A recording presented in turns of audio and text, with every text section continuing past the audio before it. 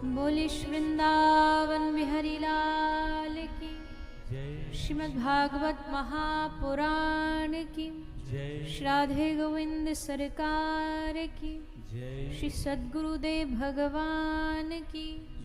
गौ माता की जय जय श्री राधे। जय जय श्री राधे। जय जय श्री राधे। निताई गौर हरि बोल।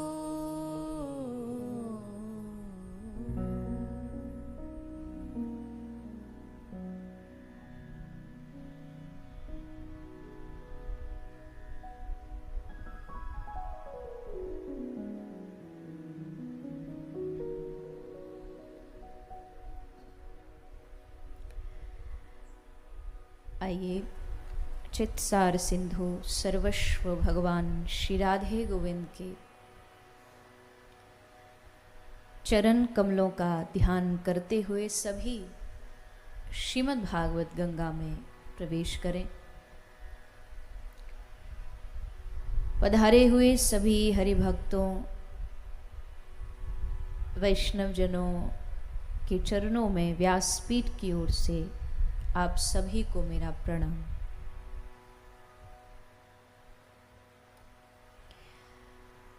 आज हम सभी कथा के द्वितीय दिवस में प्रवेश कर रहे हैं।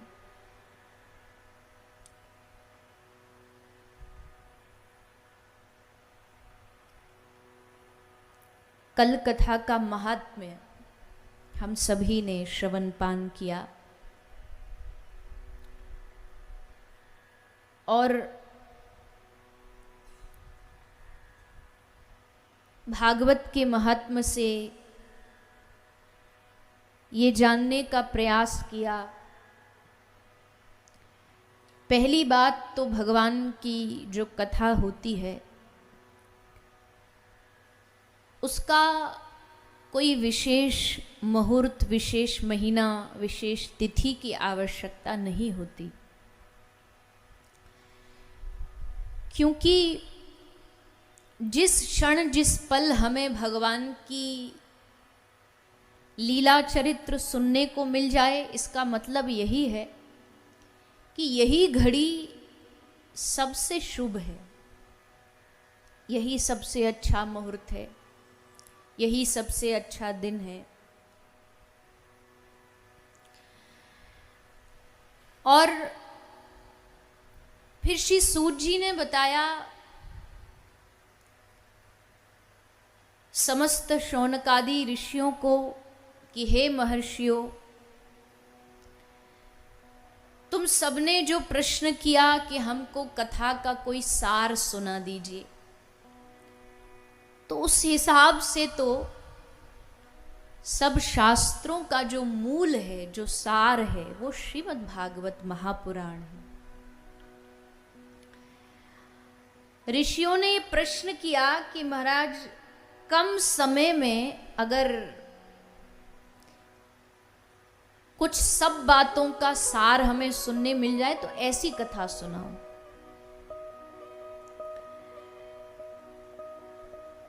क्योंकि वो सब ऋषि जानते थे कलयुग आएगा, कलयुग आते ही आदमी के पास सबसे बड़ा जो एक बहाना होगा भक्ति से बचने का, वो यही होगा कि हमारे पास समय नहीं है।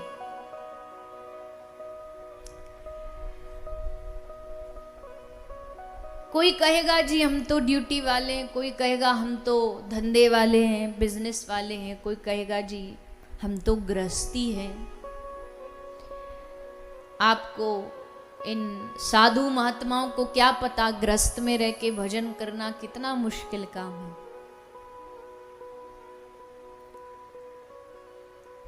लेकिन क्या गृहस्थ में रह के, क्या घर परिवार में रह के, क्या बंधन में रह कर के भजन नहीं किया जा सकता, सत्संग नहीं किया जा सकता? जब चक्रवर्ती सम्राट महाराज अम्बरीश भगवान को पा सकते हैं कि राजा होकर के, हमारे पास कितनी सेवा होगी घर परिवार की, जो एक राजा के पास तो न जाने कितने कर्तव्य होते हैं, कितनी व्यस्तता होती है। फिर हम कहें कि जी जीवन में परिस्थितियां थोड़ी अनुकूल नहीं चल रही, तो सबसे बड़ा उदाहरण है महाभारत। युद्ध भूमि में कोई सोच सकता है कि युद्ध के बीच में भी भजन हो सकता है? लड़ रहे हैं, बाण पर बाण चला रहे हैं और युद्ध भूमि के बीच में खड़े होकर के सत्संग भी सुन रहे। युद्ध भूमि के बीच में लड़ते लड़ते भजन भी कर रहे हैं पितामह भीष्म। आगे चरित्र सुनेंगे आप जब महाभारत का प्रसंग आएगा। किसी ने भीष्म दादा को कलंकित किया, बोले महाराज आपने गलत किया, आपने कौरवों का पक्ष लिया, पांडवों के खिलाफ आप लड़े। पितामह ने कहा मेरा भाव मैं जानता हूं और कोई नहीं जान सकता। तो बताइए, ये भाव है पूज्यपाद प्रातस्मरणीय श्री डोंगरे जी बाबा महाराज का। वो कहते हैं कि पितामह कह रहे हैं कि मेरे भाव को तुम सारे नहीं समझ सकते। मैंने सोचा कि युद्ध लड़ूंगा पांडवों के पक्ष में तो घाटा ये होगा कि अर्जुन के रथ के साइड में बराबरी का जो रथ होगा वो मेरा लगा दिया जाएगा, क्योंकि अर्जुन और पितामह दोनों बराबरी के योद्धा हैं, दोनों साथ साथ रहेंगे। और युद्ध लड़ने के लिए सामने देखना पड़ता है और इधर मेरे बाएं भाग में कृष्ण रथ चला रहा होगा, तो युद्ध छोड़ छोड़ के बार बार इधर देखूंगा तो लोग कहेंगे कि इसने युद्ध दिल से नहीं लड़ा। इसलिए पितामह कहते मैं विपक्ष को चुनता हूं, मैं ऑपोजिट पार्टी को चुनता हूं जो कृष्ण के विरोध में है। विरोध वाला पक्ष एकदम सामने खड़ा होगा, और जब सामने खड़ा होगा तो पितामह कहते हैं युद्ध तुम सारे लड़ते रहना, मैं बस खड़े खड़े कृष्ण को निहारूंगा, मैं कृष्ण का दर्शन करूंगा, क्योंकि मैं अपने पर अपनी पे आ गया लड़ने के लिए, तो जितने खड़े ना सामने इनमें से एक न बचेगा। इसलिए मैं चाहता हूं मेरा मन थोड़ा सा कहीं और लगा रहे, मैं बस कृष्ण को देखता रहूं, तुम सारे लड़ते रहो। जब युद्ध भूमि में भजन हो सकता है, मतलब उद्देश्य ठीक होना चाहिए। मांस बेचते बेचते सदन कसाई भजन करता था, इससे बड़ा और भजन का कोई उदाहरण हो सकता है? कसाई नाम ही पड़ा, सदन कसाई। मांस की दुकान, अब पिता का धंधा है, बिजनेस है मांस बेचना, तो बेटे को आगे बढ़ाना पड़ेगा, सो उसी को मांस बेचते बेचते हे हरि मुझे बचाओ, मेरी रक्षा करो। रैदास जूता गठते गठते भगवान को पा गए। छीपा दर्जी कपड़ा सिलते सिलते भगवान को पा गए। चोखा मेला लेबर का काम, घर बनाने का काम करते करते भगवान को पा गए। और कितने उदाहरण ऐसे हैं। सेन नाई, ये सब भगवान के वो भक्त हैं जो सब काम करते थे, कोई नाई का, कोई दर्जी का, कोई चर्मकार का, सब काम करते थे।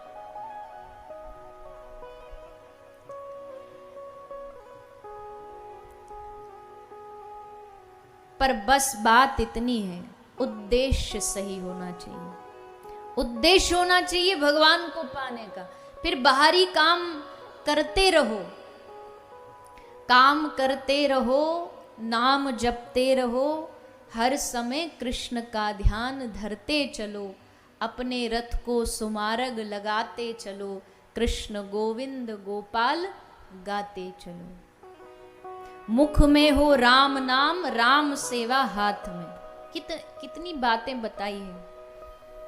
काम हाथी से तो करोगे, जिह्वा तो खाली है, जीभ तो खाली रहती है।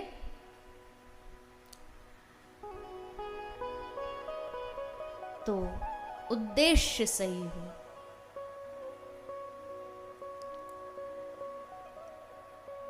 तो भगवान की भक्ति कहीं भी, किसी भी प्रदेश में, कहीं भी, किसी भी क्षेत्र में। अब बहुत सारे लोग कहते हैं मुंबई जी माया नगरी है, आपको क्या पता यहां भजन करना कितना मुश्किल है। हाँ, एक हद तक तो हम भी सहमति कहते हैं कि भैया जगह का बहुत फर्क पड़ता है, स्थान का बहुत फर्क पड़ता है, क्योंकि जो व्यक्ति जो करता है ना, उसका अणु परमाणु वाइब्रेशन जो भी कह लीजिए, वो सब हवा में, पानी में व्याप्त हो जाते हैं। पर फिर बात याद आती है विभीषण की। भरी लंका में जो राम को भज सकता है, बात याद आती है प्रहलाद की। कोई संग देने वाला नहीं, और उल्टा तलवार लेके मारने वाले, और खड़े हुए खबरदार लेके दिखा तू नारायण का नाम, तेरी गर्दन काट देंगे। प्रहलाद जी कहते हैं कि मरना तो है ही एक दिन, अच्छा है कि नारायण नाम के लिए मरेंगे तो हमारी मौत भी सफल हो जाएगी, लो मार दो। तो भैया स्थान कोई भी हो, पर जिसने ठान लिया ना मन में कि हमको तो भगवान का भजन करना है, वो कहीं भी कर सकता है, किसी भी पल कर सकता है। नहाते नहाते भी भगवान का भजन हो सकता है, और तो छोड़ो, नहाते नहाते कैसे हो सकता है? नहाते नहाते तुम पे निर्भर करता है। नहा रहे हो तो या तो तुम सिनेमा के गीत गा लो, जो अक्सर लोग गाते हैं, या स्नान करते करते तुम भगवान का नाम स्मरण कर लो, भगवान का नाम चिंतन कर लो। तो सारी जो बात है वो हमारे मन की है। भजन कोई बाहरी वस्तु नहीं है, भजन आंतरिक यानी मन की वस्तु, मन का भाव है। मन से भजन करने का जिसने ठान लिया तो उस पर फिर ठाकुर जी भी कृपा करते हैं। फिर उसकी व्यवस्था भी भगवान ऐसी बना देते हैं कि बाहरी व्यवस्था भी उसकी थोड़ी थोड़ी बदलने लगती है। सत्संग भेज देंगे कहीं ना कहीं, कोई अच्छा वैष्णव भेज देंगे, साधु कोई अच्छा मिलवा देंगे। तो जब भगवान देखते हैं कि ये चाहता है भजन करना, देखो दो बातें हैं, एक भजन भी करना और एक भजन ही करना, दोनों में बहुत फर्क है। अभी बात चली, एक बार श्री एकनाथ जी, गोरा कुम्हार और सेन नाई, ये तीन भक्त हुए, वारकरी संप्रदाय महाराष्ट्र की। तो ये तीनों पांडुरंग भगवान के दर्शन करने जा रहे थे एकादशी के दिन। एकादशी को बड़ी भीड़ लगती है भगवान विट्ठल के द्वार पर, तो तीनों दर्शन करने जा रहे थे। तो जो इनमें से एक सेन नाई था, नाई का काम करता था, तो उसने सुना था कि पंढरपुर में बहुत अच्छे अच्छे चमकीले पत्थर मिलते हैं।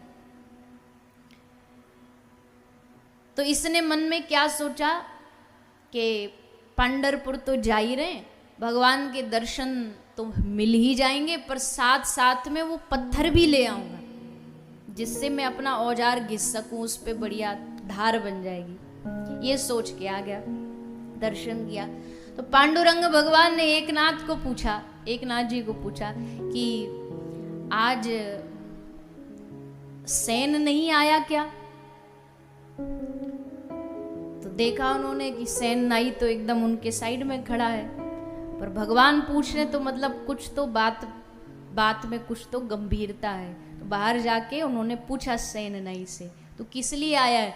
बोला मैं भगवान के दर्शन करने। बोल सच सच बता। बोले आया तो भगवान के दर्शन करने, पर मैंने सोचा कि वहां से पत्थर भी ले आऊंगा और दर्शन भी कराऊंगा। वो समझ गए कि यही गड़बड़ हो गई, दर्शन भी कराऊंगा ये तूने गड़बड़ की। उन्होंने कहा अगली बार जब जाए तो ये भी वाला सिस्टम मत लेके जाना। बोला ठीक है। अगली बार आए, अगली एकादशी, जैसे अगली बार दर्शन किया, फिर भगवान ने पूछा आज फिर सेन को घर ही भूला है क्या? फिर देखा एक नाथ जी, बोले तो साइड में ही खड़ा, आज कौन सी गड़बड़ कर दी? बोले आज क्या भाव लेके आया तू?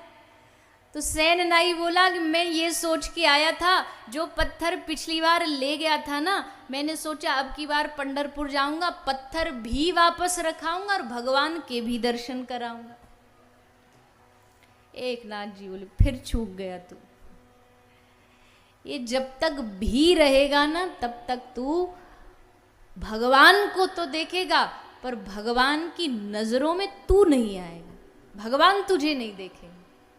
जब भगवान को ही देखने का भाव लेकर, जैसे कल बात चल रही थी, लोग वृंदावन जाते हैं, कुछ वृंदावन जाते हैं भगवान को ही पाने, और कुछ जाते हैं कि चलो थोड़ा छुट्टियां चल रही हैं, नए साल पे घूम भी आते हैं और बिहारी जी के दर्शन भी कराते हैं। तो ऐसे जो भी सोचने वाले हैं ना, उनको भगवान कृपा नहीं करते।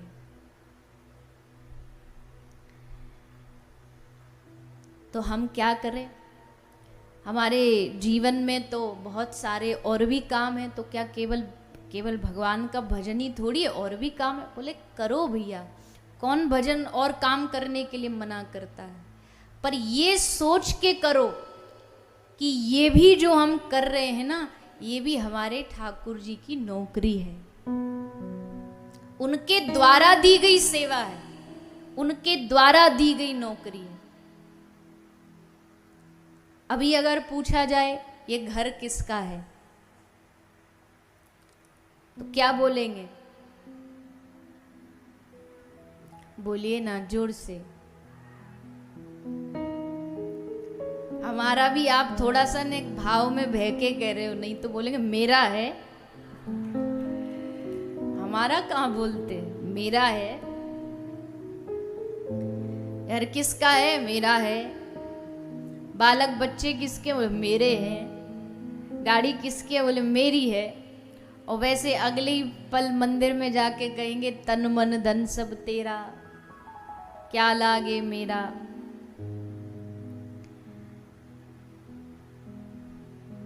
मुझे ऐसा लगता, पता नहीं सही है गलत है, पर मुझे ऐसा लगता है भक्ति मतलब यही जागृति हो जाना कि जो कुछ भी है मेरे पास, जो सेवा भी है, जो कर्तव्य भी है, जो दायित्व भी है, वो सब श्री ठाकुर जी के। बस इतनी बात को जान लेना कि उनका दिया हुआ ये जीवन है और उनके लिए ये जीवन है। बाकी सब काम तो होते रहेंगे बाहर के, लेकिन ये जीवन देने वाले और इस जीवन को चलाने वाले, इन दोनों को पहचान लेना। जब तक जीवन चलाने वाले को नहीं पहचानेंगे ना, जब तक सोचेंगे कि हाँ हमारा जीवन ये चला रहा, हमारा जीवन वो चला रहा, हमारा पेट ये भर रहा है, नहीं। इस संसार में जीवन चलाने वाले, बनाने वाले सब कुछ एकमात्र ठाकुर जी हैं। इसलिए मैं कई बार विनोद में कहती हूँ कि भैया भगवान आपसे कोई करोड़ों रुपया नहीं मांगते, आप दे देते हो भगवान कोई अच्छी बात है। बड़े बड़े मंदिरों में बड़ी बड़ी घोषणाएं होती हैं, इसने इतना करोड़ का हार चढ़ाया, इसने गणपति जी को, आपके यहाँ तो महाराष्ट्र में वो गणपति उत्सव बड़े धूमधाम से होता, लाल बाग का राजा, इसने इतने करोड़ के, लाखों के सोने का मुकुट चढ़ाया। पर एक बात ध्यान रखिएगा कि श्री ठाकुर जी थोड़ी, पहली बात तो क्या ही दोगे भगवान को तुम, उसका दिया हुआ हम खा रहे हैं, उसको क्या दे सकते हैं हम, क्या प्रदान कर सकते हैं। पर फिर भी दे पा रहे हो ये भी भगवान की इच्छा है। लेकिन कभी भी ये मत सोचना कि तुम्हारे सोने को अर्पित करने से भगवान राजी हो जाएंगे, तुम्हारा इतना पैसा देने से भगवान राजी हो जाएंगे। भगवान को बस आपसे इतनी सी आशा है। भगवान कहते हैं तू खूब मौज में रहे, अच्छा घर बनाना अच्छा घर बना, अच्छी गाड़ी रखनी अच्छी गाड़ी रख, घर में जो लगवाना है लगवा, मुझे तू कहाँ रखेगा। भक्त ने कहा जी आपके लिए कमरा बनवा देंगे स्पेशल। भगवान ने कहा उसकी जरूरत नहीं, मुझे कहीं भी घर के छोटी सी अलमारी में कोने में एक जगह दे देना, और जो ड्रॉज होती है ना उसमें भी रख देगा तो भी काम बन जाएगा। और भाई इतना जागृति पूर्वक जीना कि जब कोई आए और पूछे ये घर किसका है तो कहना कि इस घर का मालिक अलमारी की उस दराज में बैठा हुआ है। तब तुझे ध्यान रहना चाहिए कि मेरा नहीं है, मेरे ठाकुर जी का। अगर वो दे सकता है तो वो ले भी सकता है। इस संसार में एक चीज है जो किसी की छूटती नहीं है और वो है मैं। वो रहेगी रहेगी। तो अब क्या करना है, बोले मैं तो खत्म हो नहीं रही, तो बस अब उस मैं में एक चीज जोड़ दो। मैं फलाना हूं, मैं ये हूं, मैं नेता हूं, मैं अभिनेता हूं, इसकी जगह ये जोड़ दो मैं कौन हूं, मैं भगवान का दास हूं। मैं तो रही पर अब वो मैं बंधन नहीं रहा, अब वो भगवान का दास बन गया। मैं कौन हूं, मैं भगवान का दास हूं। और यही हमारी असली पहचान है। असली जो हमारी पहचान है, परिचय है, वो यही है कि हम भगवान के कौन है, बोलो ना।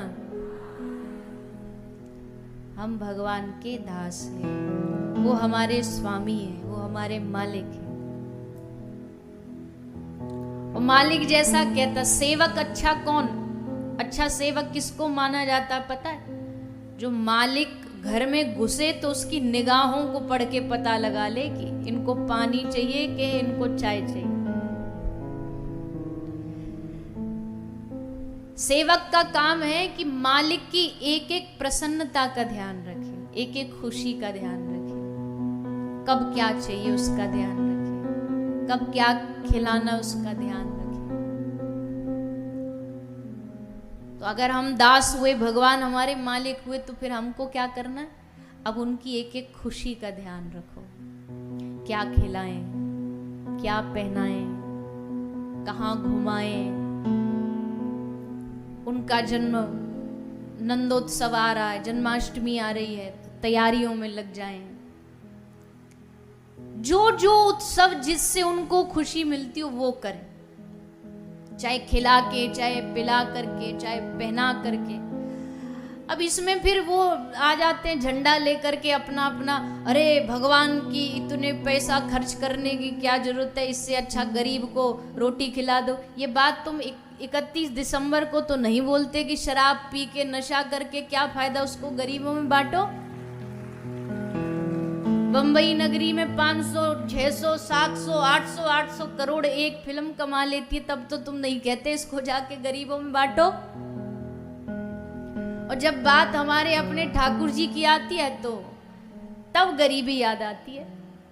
मैं इसके कोई खिलाफ नहीं हूं, मैं भी समर्थन में हूं, पर हाँ जिससे हमको लगता है कि हमारे ठाकुर जी की सेवा में हमको खुशी मिलेगी, उसमें चाहे हमको सब कुछ न्यौछावर भी करना पड़े तो हम कर देंगे। यही तो प्रेम है।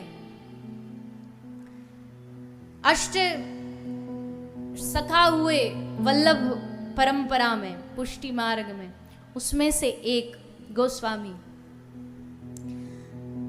ये श्रीनाथ जी हैं गोवर्धन में। अगर कोई गया हो, श्रीनाथ जी की बड़ा सुंदर मंदिर है मुखारविंद के पास, तो वहां ये सेवा दिया करते थे। एक बार उस समय मथुरा में बहुत बड़ी फूलों की मंडी लगती थी, फूलों का बाजार। तो इनका मन हुआ कि आज जाके बढ़िया बढ़िया फूलों की एक माला बनाऊं और श्रीनाथ जी को लेके आऊं। तो गए, एक फूल वाला बैठा था, तो फूल वाले के पास बड़े सुंदर गुलाब थे, एकदम ताजा ताजा गुलाब। तो उसने कहा भैया ये गुलाब, जैसे देखा तो उनको तुरंत याद आई कि इससे ठाकुर जी को माला पहनाएंगे। तो कहा भैया ये दे दो। इतने में अकबर का एक मंत्री वहां आया, वो आगरा जा रहा था अपनी प्रेमिका से मिलने। जैसे उसने गुलाब देखा तो उसको अपनी प्रेमिका याद आई कि उसके लिए गुलाब लेके जाएंगे तो बड़ी खुश हो जाएगी। उसने कहा ये हमको दे दो। पहले तो गोसाई जी ने कहा देखो जी मंत्री जी, हमने मन ही मन इन फूलों को, इन पुष्पों को ठाकुर जी को समर्पित कर दिया है, तो अब अगर तुम इसको किसी दूसरे इंसान को भी जाके दोगे तुमको पाप लगेगा, इसलिए मत लो। पर मंत्री घमंड में था, बोले जानते हो हम किसकी मंत्री हैं, हमारी सरकार कौन है? तो गोसाई जी ने हंस के कहा कि तुम जानते हो हमारी सरकार कौन है? तुम्हारी सरकार हमारी सरकार के सामने बड़ी छोटी है। मंत्री बोला ज्यादा बोलो मत, कितना रुपया दोगे उसका? उन्होंने कहा 10 आना। बोला हम 50 आना देंगे। गोसाई जी ने कहा अब तो हमने ठान लिया है, फूल तो हमारे ठाकुर जी को ही चढ़े, हम 1 रुपया देंगे। जमाना बहुत पुराना। मंत्री बोला हम 5 रुपया देंगे। गोसाई जी बोले हम 10 रुपया देंगे। मंत्री बोला लेके तो हम अपनी प्रेमिका के लिए जाएंगे, 100 रुपया। गोसाई जी बोले 500 रुपया। और बढ़ते बढ़ते महाराज बात 5000 तक पहुंच गई एक फूल के लिए। 5000, उस समय तो लाखों थे 5000।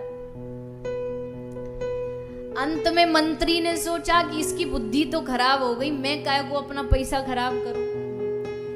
हमारी प्रेमिका ये नहीं दूसरा फूल ले जाएंगे, उससे राजी हो जाएगी। बोले इसी को दे दे भैया तू 5000 में जा। अब दुकानदार बोला निकालो 5000।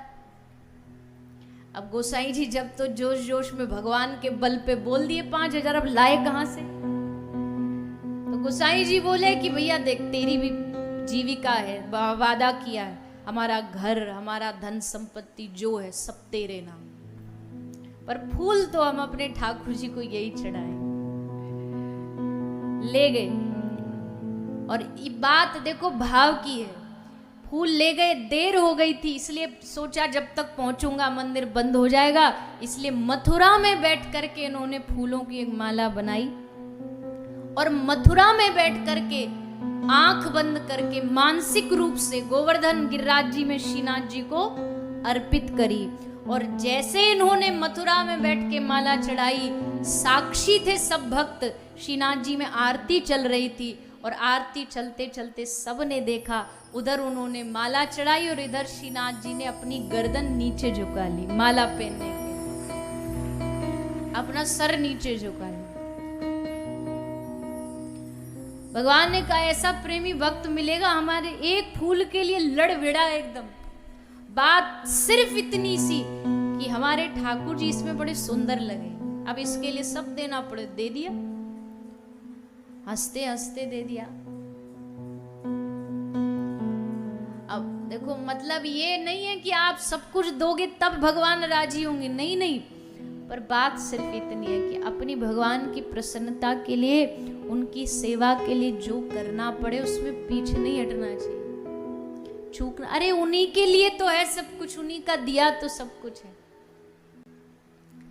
तन उनका, मन उनका और सबसे बड़ा धन उनका। उनकी प्रसन्नता के लिए जो भी एक दास को करना पड़े वो करेगा, सेवक वही। लेकिन सूर बाबा कहते हैं, सूरदास जी कहते हैं, मैं कैसा सेवक हूं, मैं कैसा दास हूं कि मैंने अपने स्वामी को, मेरे जो नाथ हैं, मैंने उनको ही जिन तन दियो ताही बिसरायो ऐसो नमक हराम।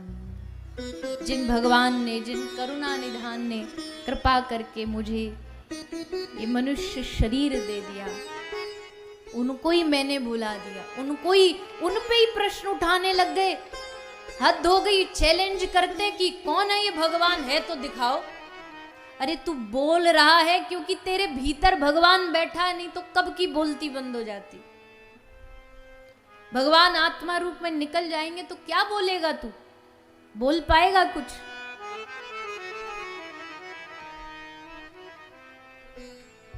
भगवान आत्मा रूप में शरीर में है तब तो ये जीभ बोल पा रही है, आत्मा निकलते ही शरीर वही रहता है पर हो जाता है जीरो। अब ना बोल सकता, ना चल सकता, ना खा सकता। और फिर भगवान को चैलेंज कर रहे हो, कौन है भगवान, दिखाओ हमको भगवान।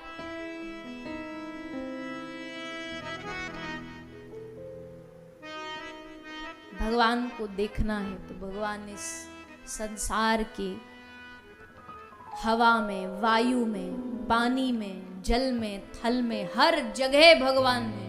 उनके होने का एहसास करना पड़ता है। भगवान कोई वस्तु थोड़ी प्रूफ के साथ दिखाओ, अरे भगवान अनुभव की वस्तु है, अनुभव किया जाता है भगवान को। भगवान को तर्क, भगवान को चैलेंज। सूर्य जैसा महात्मा कहता है, मुझसे बड़ा कुटिल, खल, कामी कौन होगा। जब जीव गर्भ में होता है ना, जब अपनी माता के पेट में होता है, तो उस समय वो भगवान से निवेदन करता है कि हे प्रभु, मैं इस गर्भ में बहुत कष्ट पा रहा हूं। ये गर्भ की जो चारों ओर से जो त्रास है, गर्भ त्रास अति, गर्भवास अति त्रास अधोमुख। इस दुनिया का सबसे बड़ा अगर कोई दुख है ना तो गर्भ का है। इतना कष्ट मिलता है जीव को। और तब भगवान से रोता है, बिलक करके भगवान से कहता है, हे नाथ, हे प्रभु, एक मौका, एक अवसर चाहता हूं आपसे। भगवान कहते क्या करेगा इस अवसर को लेकर के, प्राप्त करके? तो निवेदन करता है, प्रभु एक अवसर दे दो, एक मौका दे दो, भजन करूंगा, भक्ति करूंगा, आपकी सेवा करूंगा, आपको प्राप्त करूंगा इसी जन्म में। तो फिर भगवान करुणा करके उसको एक मानव देह, मनुष्य जन्म का मौका प्रदान कर देते हैं। लेकिन फिर भी चूक जाता है जी। सूरदास जी कहते हैं, सूर पतित को ठौर कहां, तुम बिन श्रीपति स्वामी। तो इन महापुरुषों की जो वाणियां हैं, जो मुख से निकले हुए शब्द हैं, वो एक प्रकार से हम सबको चेतावनी देने के लिए है, जगाने के लिए है, जागृति कराने के लिए है कि जिसने हमें जीवन दिया और इतना कीमती जीवन दिया, एक आर्टिफिशियल हार्ट लगाना पड़ जाए तो लाखों लाखों रुपया ले लेते हैं डॉक्टर। एक आर्टिफिशियल आंख लगानी पड़ जाए तो उसका मोटा बिल बन जाता है। तो फिर भी भगवान की कृपा से भगवान ने हमें ये शरीर दिया, जीवन दिया। तो अब फिर ये बहाना नहीं कि भाई हम तो गृहस्थी हैं, हम तो नौकरी वाले हैं। तुम जो भी हो, जैसे भी हो, जहां भी हो, पर याद रखो कि जैसे भी हो भगवान के हो। अच्छे हो, बुरे हो, भले हो, जैसे भी हो, पर हो भगवान के। इतना तो मान लो कि भगवान के हैं, और इतना मानने में ही भलाई है। दुनिया के हैं, फलाने के हैं, इसके उसके इसको मानने से कोई भला नहीं होने वाला। पर भगवान के हैं, ये जिस दिन मन ने मान लिया ना, उस दिन मौज है। भगवान के होने में ही मजा है। अब जैसे कोई म्युनिसिपैलिटी हो, कोई इलाका क्षेत्र हो, उसका कोई विधायक हो, विधायक जी से हमारी जरा जान पहचान हो, और विधायक जी ने ये और कह रखा हो, कहीं भी जरूरत हो तो फोन लगा देना, हम आ जाएंगे। अब कहावर है, अब भले तुम कितने फोन लगाओ, टाइम पे तो उठाएंगे नहीं, पर कहवर भी दिया ना कि हम तुम्हारे कोई भी काम हो तो हम तुम्हारे साथ होंगे। इतने में ही छाती चौड़ी हो जाती है। कहीं कोई ट्रैफिक सिग्नल पर कोई पुलिस वाला भी रोक लेगा ना तो चौड़ के एकदम छाती चौड़ा के बोलेंगे, जानते हो अभी फोन लगाएं, अभी विधायक जी से बात करवाएं। तो एक विधायक से रिश्ता बनने पर आदमी इतनी छाती चौड़ा के चलता है, तो सोचो जो जगत नियंता से जिसका रिश्ता बन गया उसको फिर दुनिया में किससे डर है, उसको फिर दुनिया में किससे भय है। फिर दुनिया उसको डराती रहे, तेरा ग्रह टेढ़ा चल रहा है, तेरे नक्षत्र, अरे क्या ग्रह क्या नक्षत्र, जब हमारे संग साक्षात मुरली वाला खड़ा है तो ये सब क्या बिगाड़ लेंगे हमारा। ये छाती चौड़ी करके ही तो चलना हुआ कि ये क्या बिगाड़े। बुरा समय बुरा, अरे काहे का बुरा समय, सब बुरा समय अच्छा बन जाता है जब समय, देखो घड़ी बनाने और बदलने वाले दुनिया में बहुत मिल जाएंगे, पर समय तो केवल वही बदल सकता है। समय बदलने वाला बस एक ही है। उससे जब रिश्ता बन जाता है तो व्यक्ति गर्व से भर जाता है।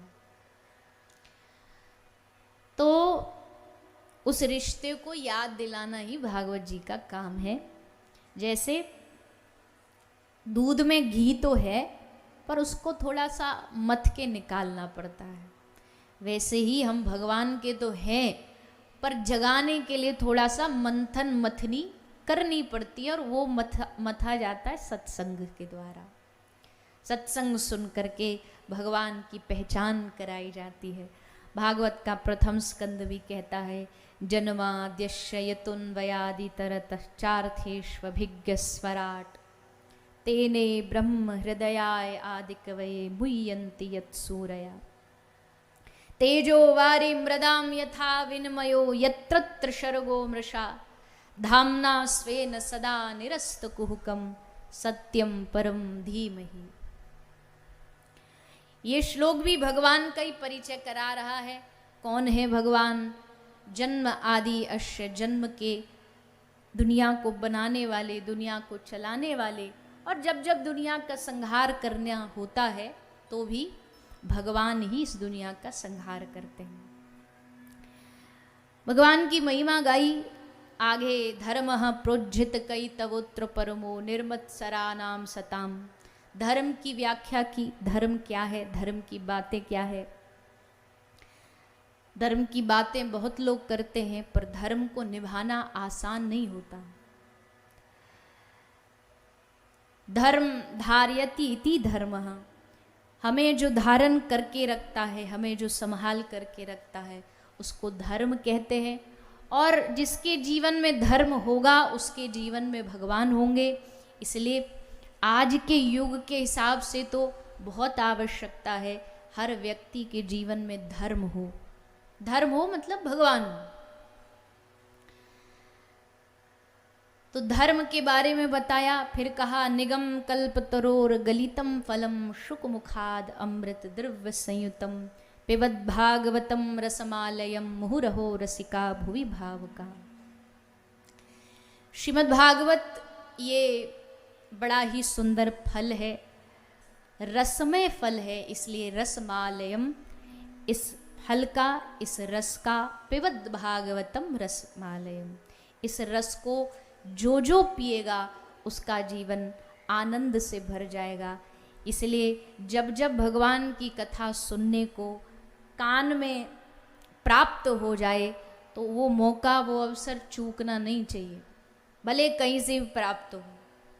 हाँ, थोड़ा सा ये जरूर ध्यान रखें, आजकल मैं सबकी बोल रही हूँ, केवल अपनी नहीं। आजकल थोड़ा सा ये कथा का प्रचलन चल बहुत रहा है और अच्छा है, चलना भी चाहिए। पर जहाँ जिस जगह आपको लगता है कि आपकी जो अनन्य भक्ति है उसमें अगर कोई ठेस पहुँच रही है तो उस स्थान को प्रणाम करके उठ करके चला जाना चाहिए।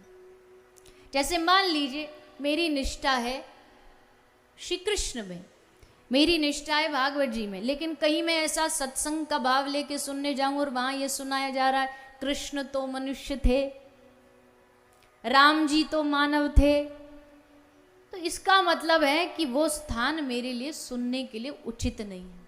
अपने आराध्य, अपने गुरु और किसी संत, इनके प्रति अगर कोई गलत बोल रहा है तो उस स्थान को प्रणाम करके उठ के चला जाना चाहिए। अपनी अनन्य भक्ति में कोई भी ठेस नहीं आनी चाहिए। अनन्य भक्ति समझते हैं क्या होती है? नहीं पता? अनन्य मतलब न अन्य, कोई दूसरा नहीं, उसको कहते हैं अनन्य। कोई दूसरा नहीं मतलब अपने इष्ट के अलावा कोई दूसरा नहीं। होंगे दुनिया में हमारे इष्ट से बड़ा कोई और भी शक्तिशाली, लेकिन हमारे मन में जो है, हमारे मन में जो आराध्य है, उनके आगे फिर दूसरा कोई नहीं होना चाहिए। जो मन में एक बार बिठा लिए फिर उनके प्रति संपूर्ण जीवन, फिर वहाँ भटकाव नहीं होना चाहिए। लोग भटकते बहुत हैं आजकल, उनको लगता है वो भक्ति कर रहे हैं, पर असल में वो भक्ति नहीं होती। सप्ताह में, एक वीक में, सप्ताह में कितने दिन होते हैं? बोलिए ना, 7 दिन। 7 दिन के 7 भगवान फिक्स कर रखे हैं। अलग अलग दिन के अलग अलग भगवान, अलग अलग दिन का अलग अलग मंत्र और अलग अलग दिन के अलग अलग गुरु। बड़ी विचित्रता है। गुरु भी अलग है, मंत्र भी अलग। कई मैया आके बोलती है, बोले तुलसी माला पे शंकर जी का मंत्र कर सकते हैं, या रुद्राक्ष पर कभी मन किया तो कृष्ण भगवान वाला मंत्र फेर सकते हैं। अरे मैया, तुमको जरूरत क्या है? तुम्हारे गुरु ने जो मंत्र दिया वो जपो ना। नहीं नहीं, हमने सुना है कि फलाने दिन ये मंत्र जपने से ऐसा हो जाता है। शनिवार आते आते तक शनि देवता पे तेल चढ़ाने लग जाएंगे। सोमवार तक पहुंचते पहुंचते भक्ति शिफ्ट हो जाएगी। कहाँ पे? बताओ ना, जोर से बोलो, जो करते हो बोलो। कई लोगों को लगता है कि शंकर भगवान सोमवार को ही दूध चढ़ाने से खुश होंगे। ऐसे लगता है जैसे मंगलवार को तो छुट्टी पे चले जाते हैं, तो सोमवार को तो इनको याद कर लिया, फिर मंगल को याद आ जाएंगे, जय हनुमान ज्ञान गुण सागर, जय कपीस तिहुँ लोक उजागर। बुद्ध के अलग हैं, बृहस्पति के अलग हैं, सबके अलग अलग हैं। नवरात्रि आई तो 9 दिन, फिर गणपति आए तो भगवान गणपति। अब देखो, बात को समझना, नहीं तो मेरे पीछे पड़ जाओगे।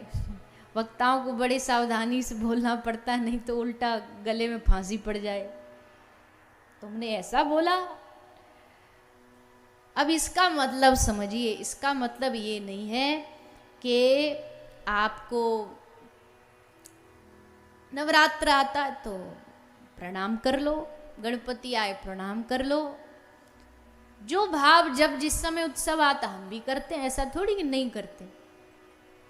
पर जैसे गोपी कहती है ना, योग कहाँ राखे यहाँ रोम रोम शाम है। जब हृदय में चारों तरफ तुम्हारे एक प्रियतम घर बना लेगा ना, तो फिर दूसरी तरफ निगाह जाएगी नहीं। और अगर गई भी तो उसमें भी अपना ही प्रियतम दिखाई देगा, उसमें भी अपने ही ठाकुर जी दिखाई देंगे, उसमें भी अपने ही आराध्य दिखाई देंगे। इसको कहते अनन्य भक्ति। कि कुछ भी हो जाए, जब हमारे मन में एक बैठ गया तो फिर अब उन एक के प्रति ही लग जाना, जुट जाना, फिर भटकना नहीं। प्रणाम सबको कर लेंगे, अपमान किसी का नहीं करेंगे, पर प्रेम तो एक ही से करेंगे। प्रेम होता भी एक से, 10 से थोड़ी हो जाएगा। 10 से अटैचमेंट हो सकती है, लगाव हो सकता है, पर प्रेम नहीं हो सकता। आजकल एक बड़ा नया दौर चालू हुआ है, ये आज की जनरेशन को देखते हुए आजकल एक पॉडकास्ट बड़े चलते हैं, हम भी कुछ देने लग गए हैं। पहले तो इसका ज़माना नहीं था, पर अब ज़माना बदला है, तो फिर अब जहाँ जाओ ना, जिसके पास भी जाओ इंटरव्यू वाले सबसे पहले एक ही प्रश्न पूछते हैं, प्रेम किसको कहते। पहली बात तो भैया केजी वाले लोगों को पीएचडी की पढ़ाई थोड़ी समझ आ जाएगी। हम लोग लगाव को प्रेम का मतलब समझ लेते हैं। लगाव जो होता है, अटैचमेंट्स जो होती है, उसको प्रेम समझ लेते हैं, ये प्रेम है। अरे ये प्रेम नहीं। लगाव में बांध के रखने का मन करता है कि भाई ये हमसे दूर ना जाए, ये लगाव है। पर प्रेम में गोपी कहती है कि तुझको दूर जाना है तो चला जा, किसने रोका है तुझको? मथुरा जाना है चला जा, द्वारिका जाना है चला जा। तू शरीर से ही तो दूर जाएगा, दिल से दूर जाके दिखा। जैसे सूरदास जी ने कहा ना, भगवान आए, आधी रात हो रही थी और सूरदास जी कुआं में गिरने वाले थे, सोई भगवान ने आकर के हाथ पकड़ लिया। भगवान सूरदास जी ने पूछा कौन है बेटा तू? तो भगवान बोले मैं ग्वारिया का लाला हूँ, बेटा हूँ, गैया चराने आया हूँ। सूरदास जी बोले अच्छा, हमको पागल समझते हो? आंख से अंधे हैं, दिमाग से बावरे थोड़ी है। रात को 12 बजे कौन सा ग्वारिया का छोरा गैया चराने आता है? पहचान लिया भगवान को। भगवान को पता लग गया कि हमारी पोल पट्टी खुलने वाली है, सोई हाथ एकदम ऐसे झटका मार के खींचा और भाग गए। तो बाबा सूरदास जी ने कहा हमको मजबूर समझते हो? बाह छुड़ा के जात हो, निर्बल जान के मोए, हृदय से जाके दिखाओ तो सबल जानूंगो तो। हाथ छुड़ा के तो कोई भी चला जाए, दिल से जाके दिखाओ तो तुमको मान जाए। तो प्रेम जो है वो भैया दिल का विषय है, हृदय का विषय है। प्रेम एक से होता है, हजारों से नहीं होता। यही अनन्य भक्ति है। एक को दिल दिया तो दिया। तो ऐसी अनन्य भक्ति से भगवान प्रसन्न होते हैं। भटकने वालों को कभी भी एक जगह कभी भी ठहराव नहीं मिलता। तो धर्म को समझना पड़ेगा। धर्म की व्याख्या, भागवत के रस की व्याख्या सुखदेव जी करते हैं। और आगे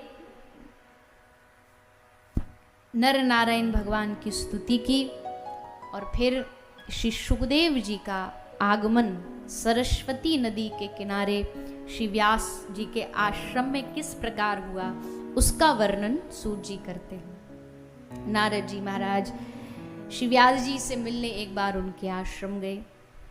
देखा सुना था व्यास जी का आश्रम, एक संत का आश्रम बड़ा शांति प्रिय होता है, पर ये क्या, यहाँ तो व्यास जी खुद अशांत है, मन अशांत है। तो पूछा नारद जी ने व्यास जी से आपकी अशांति का कारण। व्यास जी ने कहा क्या बताएं नारद जी, हृदय अशांत है, मन अशांत है, इतने ग्रंथ लिख दिए फिर भी मन शांत नहीं है। तब नारद जी ने, जो हमने कल थोड़ी सी चर्चा करी थी, नारद जी ने समझाया आपने ज्ञान योग, आपने मुक्ति के बारे में, सबके बारे में लिखा, पर आपने भक्ति के बारे में नहीं लिखा। एक और ग्रंथ लिखो जिसमें भक्ति के बारे में बताया गया हो।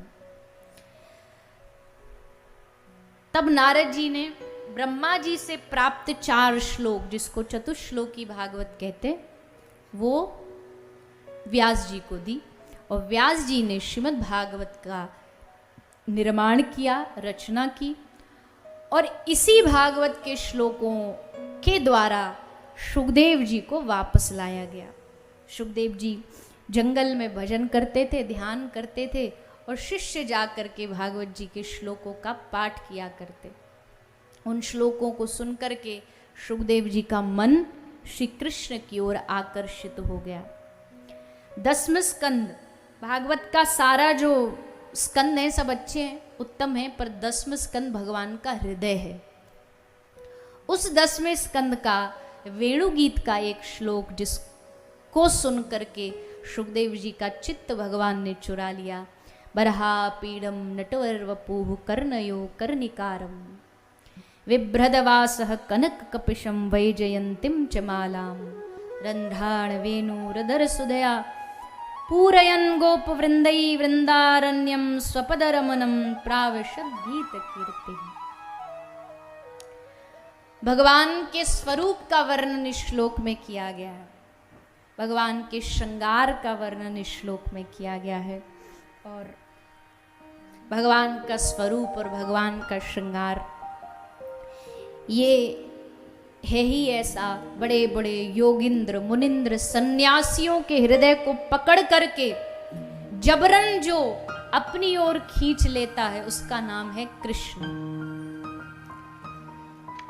गोपियों ने कृष्ण को मन दिया नहीं, कृष्ण ने इनके मन को चुराया, इनके मन को खींचा, इनके चित्त को अपनी ओर खींचा।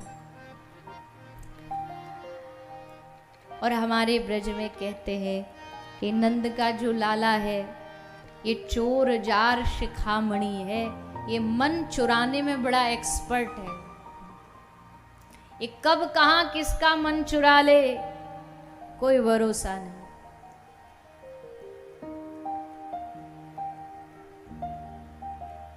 एक गोवर्धन नाम का एक डाकू था, तो ऐसे ही कहीं से चोरी करके बचता बचाता भाग रहा था, एक कथा में आके बैठ गया। कथा में यही श्लोक की व्याख्या चल रही थी, बरहा पीडम नटवर वपु। आज माता यशोदा ने लाला को बड़े सुंदर कानन में सोने के कुंडल पहराए हैं, हाथ में हीरा के कंगन कड़ूला पहराए हैं, पाँव में चांदी की पायल पहराई है। और सबरे भक्त एकदम डूब के सुन रहे थे, हाँ ठाकुर जी का स्वरूप कितना सुंदर है। सबका ध्यान कृष्ण की ओर था और इस गोवर्धन डाकू का ध्यान था सोने के कंगनों पर। और डाकू तो डाकू, जिसको जो सुनना है कथा में वही सुनेगा। तो जैसे कथा खत्म हुई तो महाराज के पास आए, महाराज जी ये जो आप ये बता रहे थे ये इंसान ये कौन है और ये कहाँ रहता है? इतना धनवान व्यक्ति, पूरा ऊपर से नीचे तक सोने से लदा हुआ। हमारा मन कर रहा है कि इस एक बार जाके इस पे डाका डालें, एक बार में ही मौज आ जाएगी। महात्मा जी समझ गए इस पे भगवान की कृपा हो गई है, क्योंकि जब भगवान चुराने पर आए ना तो फिर ही अपनी ओर बुलाते हैं। तो महात्मा जी ने कहा अच्छा तुझे उसको उससे चोरी करनी है? बोले हाँ। कहा चल आ जा वृंदावन, पर ध्यान रखना अगर तू चोर है तो ये सब चोरों का सरदार है, बड़ा खतरनाक है। गोवर्धन बोला चिंता ना करो, हमारा पूरा खानदान चोरी करना जानता है। महात्मा जी बोले तू जा तो सही एक बार वृंदावन। और चुराने के भाव से आया था, चोरी करने के भाव से गोवर्धन वृंदावन में। जो भी मिलता उससे पूछता कि भैया यहाँ एक आदमी रहता है, बड़ा सोना पहनता है। अब सब बोले भैया उसका नाम पता तो बता। बोले कृष्ण नाम है। अब सब उसको पागल समझते, काहे का कृष्ण कौन सा? बोले सुना गैया चराता है, और गैया चराने हमने सुना अकेला जाता विदाउट सिक्योरिटी, तभी लूटेंगे उसको। और भगवान ने कृपा करी, गोवर्धन डाकू ने देखा सामने से बहुत सारी गैया का झुंड आ रहा है, और उन गैयाओं में प्रधान रूप से पीतांबरी ओढ़ के, कारी कमरिया ओढ़ के श्री कृष्ण चलते आ रहे हैं। तैयार हो गया कि आ रहा हमारा ग्राहक, अब इसे लूटेंगे। और एक बात ध्यान रखना, अगर कोई सच्चे दिल से इनको लूटने के लिए तैयार हो जाए ना तो ये लुटवाने के लिए भी तैयार हो जाते। भगवान कहते तू लूटने को तैयार तो हम तैयार हो जाएंगे। और जैसे पास आया तो निकाल के छुरी ठाकुर जी के ऊपर रख दी इसने। भगवान मुस्कुरा रहे हैं, ले तुझे डर नहीं लग रहा? मेरा नाम गोवर्धन डाकू है। ठाकुर जी बोले तू गोवर्धन है, हम गोवर्धन धारी है, तेरे जैसे डाकुओं को तो हम ऐसे इशारों पर। भगवान ने हाथ फेरा और भगवान को देख करके इसका पूरा भाव बदल गया, मन चुरा लिया ठाकुर जी ने इसका। कई कथाएं ऐसी बोलो, कई लोग आए थे भगवान को लूटने पर खुद लूट गए, भगवान ने खुद को इनको लूट लिया। है ही ठाकुर जी का स्वरूप ऐसा, ऐसा सुंदर स्वरूप लेकर के जब नंद नंदन ब्रज की बीथियों, ब्रज की गलियों में निकलते हैं तो गोपियां क्या कहती हैं? हे नंद नंदन, हे कृष्ण, हे नंदलाल, तुम्हारा स्वरूप बड़ा सुंदर है। बाद में नहीं कहना हम टकटकी लगा के तुमको देखते देखते रहे, तो कहीं नजर लग गई तो फिर हम पर इल्जाम मत लगाना। तो बचना है तो बस एक काम करो, क्या? गोपी कहती है कि हे श्याम सुंदर, जब आओ तो थोड़ा सा पर्दा करके आया करो। इसलिए बिहारी जी में बार बार पर्दा लगा देते वृंदावन में, कब कहाँ नजर लग जाए, तो इसलिए थोड़ा छुपाव जरूरी है, थोड़ा सा बचा के रखना जरूरी है, तो पर्दा लगा देते कि हमारे ठाकुर जी को, हमारे लाल जी को नजर ना लगे। किसी ने पूछा कि चांद कैसे निकलता है? वाह वाह तो करो, ऐसे लग रहा सो गए हो। किसी ने पूछा कि चांद कैसे निकलता है? हमने बिहारी जी की ओर इशारा किया और कहा ऐसे निकलता है।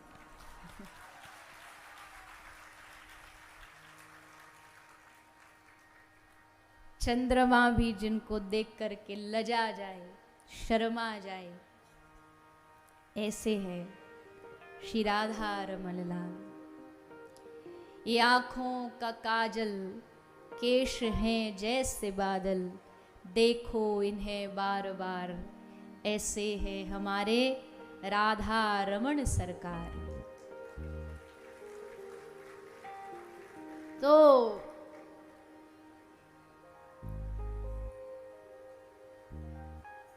एक अंग्रेजी महिला आई,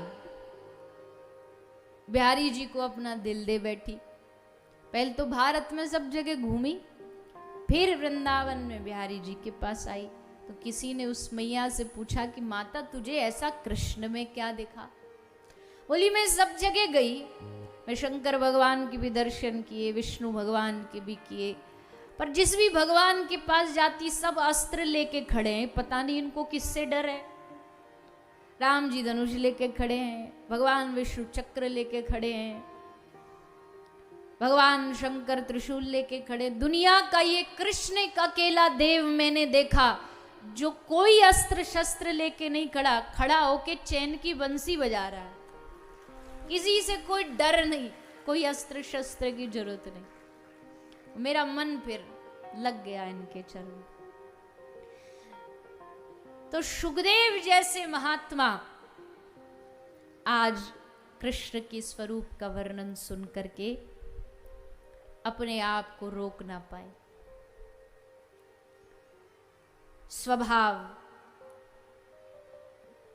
स्वभाव का वर्ण, अहो बकीयम स्तन कालकूटम जिघांसयापा यदप्य साध्वी लेभे गतिम धातृचिताम ततोन्यम कम वा दयालुम शरणम व्रजेम। भगवान का गुण क्या है? बोले जन अवगुण प्रभु मान न काहू, दीन बंधु अति मृदुल स्वभाव।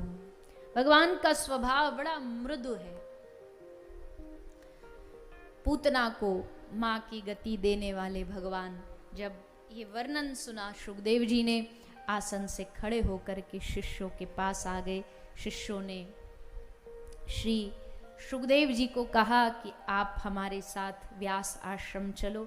व्यास जी के आश्रम लाया गया और भागवत 18,000 श्लोक की श्रीमद् भागवत श्री सुखदेव जी ने तीसरी बार श्रवण की। और फिर व्यास जी ने आदेश दिया कि अब जो कोई इसका योग्य श्रोता मिले तो हे शुक तुम इस प्रसाद को जगत में बांटना। अब योग्य श्रोता कैसे मिलता? सुखदेव जी तो परिव्राजक सन्यासी है, एक स्थान पर ज्यादा समय रुकते नहीं थे, पर एक राजा ऐसा था जिसकी भक्ति की शक्ति ने सुखदेव जी को रोक दिया, राजा परीक्षित। 88,000 ऋषियों ने प्रश्न किया सूत जी से कि महाराज ऐसा क्या था इस राजा में? तो सूत जी महाराज परीक्षित का वंश सुनाते हैं। यदा मृधे कौरव संजयानां वीरेश्वथो वीर गतिम गतेषु व्रकोदरा विद्ध गदाभिमर्शः भगनो रुदंडे धृतराष्ट्रपुत्रे। महाभारत का युद्ध हुआ और ये तो सब जानते ही हैं। महाभारत का युद्ध न अर्जुन ने लड़ा, न भीम ने, न कर्ण ने। महाभारत का युद्ध लड़ने वाला, लड़वाने वाला, जितवाने वाला सबका एक ही मूल कारण था और वो थे कृष्ण। कृष्ण चाहते थे ये युद्ध हो। यद्यपि कृष्ण शांति प्रस्ताव लेके गए थे दुर्योधन के पास, अंतिम कोशिश, पर वो कोशिश भी भगवान की बस बाहर से ही थी। सबने कहा था कृष्ण को कि एक अंतिम प्रयास आप भी करके देख लो, पर कृष्ण चाहते थे युद्ध हो और इस युद्ध में जितने भी पापी हैं, दुराचारी हैं, सबका नाश एक साथ हो। युद्ध हुआ। युद्ध में भारी संग्राम हुआ, चारों ओर शव ही शव फैल गए, बिखर गए। कहते हैं जब महाभारत का युद्ध खत्म हुआ तो उस हस्तिनापुर की भूमि में, उस क्षेत्र में लकड़ियों का भाव पड़ गया। इतने लोग मरे उस युद्ध में। कृष्ण उसके साक्षी बने। महाभारत के युद्ध से एक और विशेष चीज सीखने की है। क्वांटिटी से फर्क नहीं पड़ता है, क्वालिटी से फर्क पड़ता है। क्वांटिटी तो दुर्योधन के पास ज्यादा थी, अक्षोणी सेना थी दुर्योधन के पास, लेकिन पांडवों के पास क्वालिटी थी, कृष्ण थे। मित्र भले एक हो, पर ऐसा हो जो हारते हारते भी तुमको विजय दिला दे। और कृष्ण से अच्छा मित्र कोई हो सकता है दुनिया में? कृष्ण परम सखा है, केवल अर्जुन के नहीं, हम सबके भी परम सखा कृष्ण ही हैं। मित्र किसको चुनते हैं हम, ये निर्भर हम पे करता है। दुर्योधन ने कर्ण को चुना और अर्जुन ने श्री कृष्ण को चुना। चुनाव हो गया, युद्ध हो गया, युद्ध का विश्राम हो गया और परिणाम पूरे कौरव वंश का नाश। इस युद्ध भूमि के बीच में खूब अड़चने आई, पर कृष्ण ने कभी भी पांडवों का साथ नहीं छोड़ा। कहते हैं जब जब दूसरे दिन प्रातःकाल युद्ध की रणनीति बनानी होती, युद्ध भूमि में कौन कहां लड़ेगा, ये निर्णय भी पूरी रात जाग कर के श्री कृष्ण करते थे। ये निर्णय भी कृष्ण का होता था।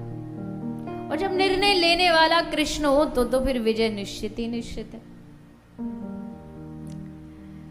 भगवान ने सोच लिया था ये इनके इन प्रकारेण ये युद्ध में पांडवों को जितवाऊंगा। कुछ लोग कहते ना कि भगवान भेदभाव नहीं करते, पर महाभारत का युद्ध देखो तो पता चल जाएगा भेदभाव करते कि नहीं करते। करते, पर किन के लिए करते जानते हैं? जो उनका जन होता है। भगवान कहते जो मुझे समर्पित हो जाता ना, उसके लिए तो शाम दाम दंड भेद कुछ भी करेंगे पर उसको हारने नहीं देंगे।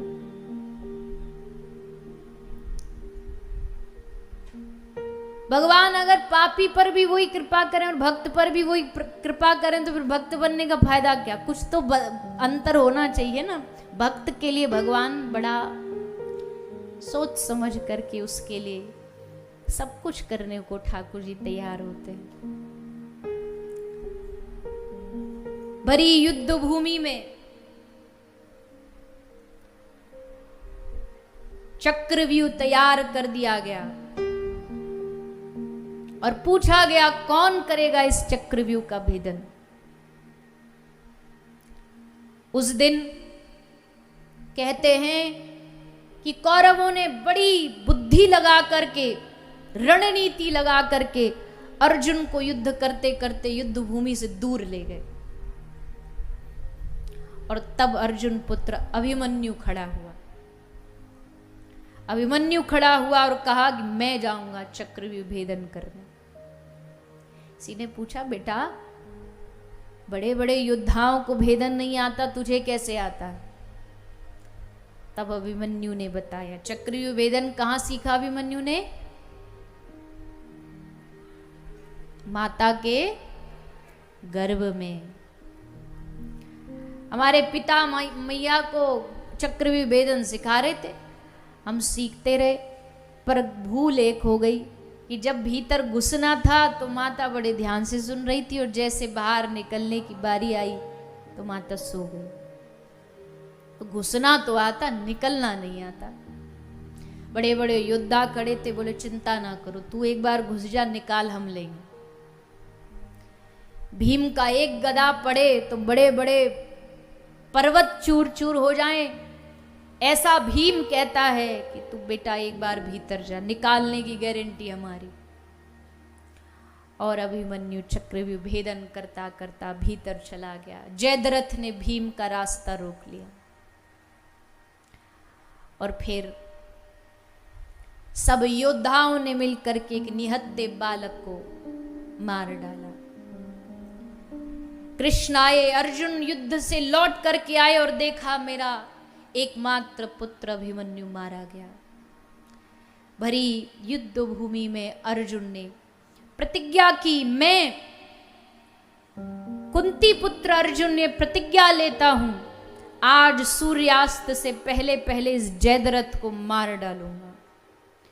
और अगर मैं जयद्रथ को मार नहीं पाया तो सबके सामने खड़ा होकर के अग्नि में समाधि ले लूंगा। आज तो कौरवों की मौज आ गई। एक ही को तो बचाना है, जयद्रथ को। दुर्योधन ने सारे अंगरक्षक सब जगह से हटा के जयद्रथ की सुरक्षा में लगा दिए। कुछ भी हो जाए अर्जुन जयद्रथ तक पहुंच ना पाए। और हुआ भी ऐसा, पूरी जोर लगा करके अर्जुन ने जयद्रथ तक पहुंचने का प्रयास किया, पर अर्जुन विफल होता जा रहा है। ऊपर देखा तो सूर्य भी अस्त होने को तैयार है।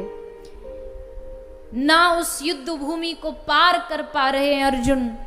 निराश होके श्री कृष्ण को देखा।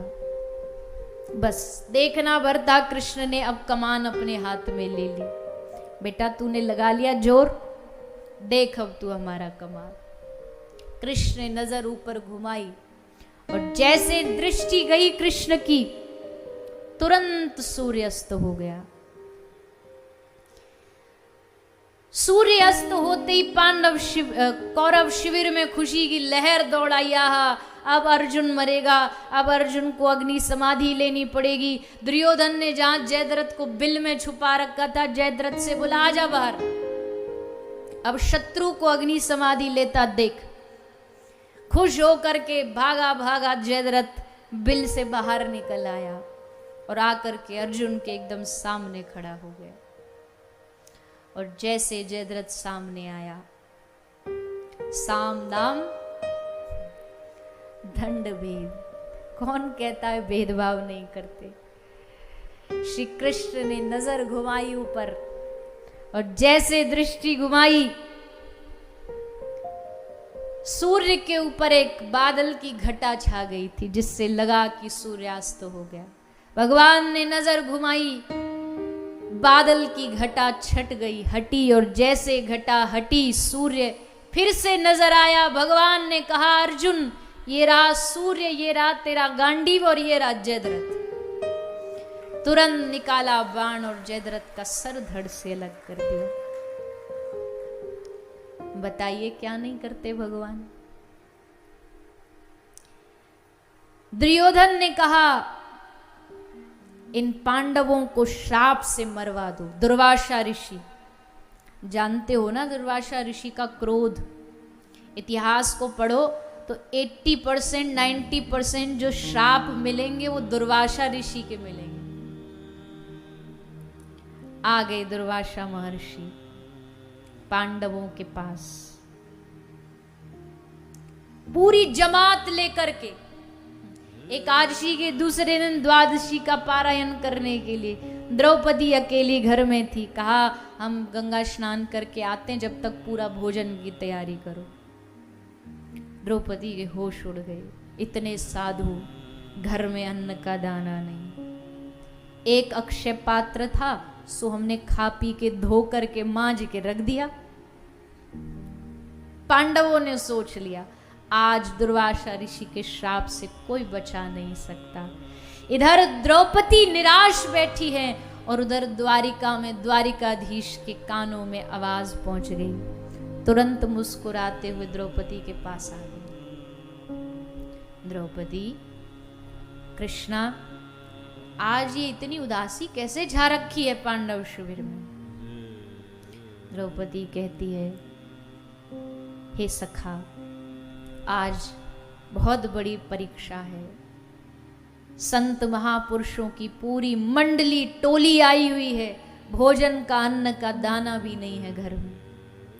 भगवान ने कहा, तेरे पास है तो अक्षय पात्र, बोले वो मैंने पा लिया, धो के मांझ के रख दिया। कृष्ण बोले, अरे पगली, अरे बावरी, एक बार देख तो ले। अरे नहीं ना प्रभु, मैंने सब साफ करके रख दिया। अरे जब कृष्ण कह रहा है तो एक बार तो चेक कर ले। सुपात्र लेकर के आई और देखा तो उसमें एक चावल का दाना लगा था। भगवान ने कहा, है तो सही, पर इससे क्या होगा? द्रौपदी पूछती, इससे क्या हो जाएगा? भगवान ने कहा, तू खिला तो हमको, हम बताते क्या होगा। और एक अन्न का दाना लेकर के त्रिभुवनपति ने अपने मुख में डाला। और भगवान के उदर में क्या है? संपूर्ण ब्रह्मांड। अगर भगवान तृप्त हो गए मतलब ब्रह्मांड तृप्त हो गया। और जैसे भगवान ने चावल खा करके एक डकार मारी, वहां जितने साधु संत खड़े थे गंगा के घाट पर, सबका पेट भर गया। दुर्वासा ऋषि बोले, चलो भोजन करने। बोले, महाराज भोजन, पेट में पानी तक की जगह नहीं बची, पेट में अन्न के एक दाने तक की जगह ना बची। क्यों? क्योंकि जब जगदीश का पेट भर गया तो जगत का भी भर गया। और तब दुर्वासा ऋषि जो श्राप देने के लिए भेजे थे, वो जाते जाते द्रौपदी को आशीर्वाद दे गए, तेरे घर में सदा माता अन्नपूर्णा का वास हो। क्या नहीं करते भगवान?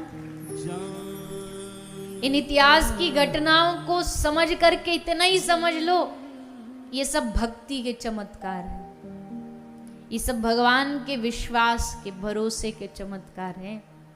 ऐसे ही नहीं, भगवान ऐसे ही नहीं कह देते हैं कि मैं अपने भक्तों का योग क्षेमम वहाम्यहम, मैं अपने भक्त का योग क्षेम सब वहन कर लेता, पर करता उसी का हूं जो मुझे समर्पित होता है, बातों से नहीं, दिल से।